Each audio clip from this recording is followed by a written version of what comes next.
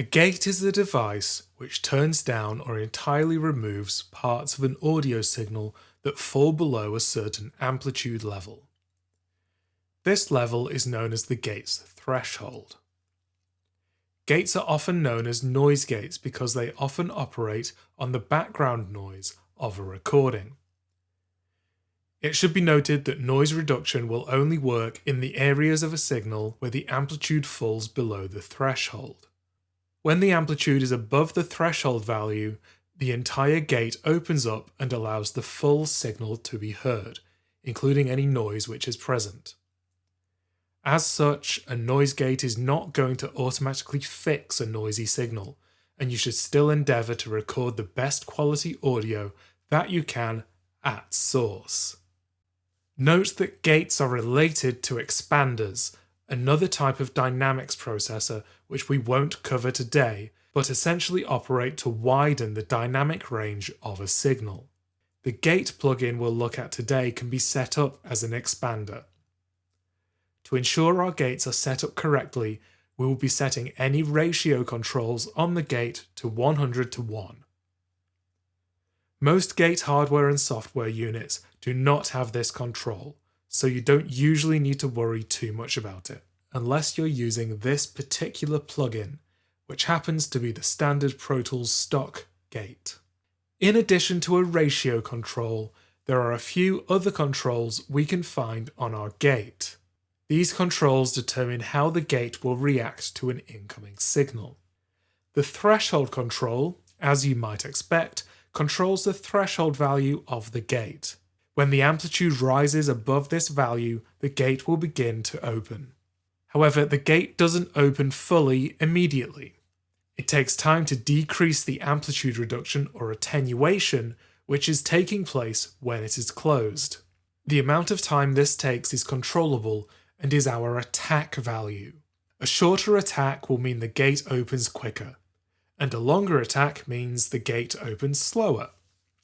This value is incredibly important, as a long gate attack may leave instrument sounds which have a short, loud transient attenuated at their start.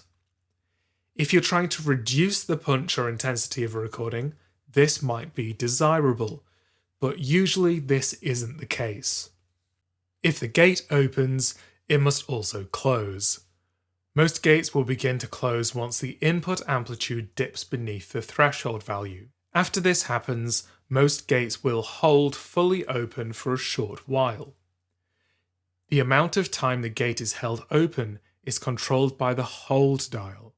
Holding the gate open prevents the gate rapidly opening and closing if the amplitude is hovering around the threshold value. This causes weird jumps and stutters in the audio level. Only once the hold time has been completed will the gate start to close. The amount of time the gate takes to close is controlled by the release dial. Release values are almost always longer than the attack values. Be warned that if the release value is too long, the gate will effectively remain open forever because it keeps getting triggered by a new piece of audio which is over the threshold value. Let's see a gate in action. In this example, we have a kick drum.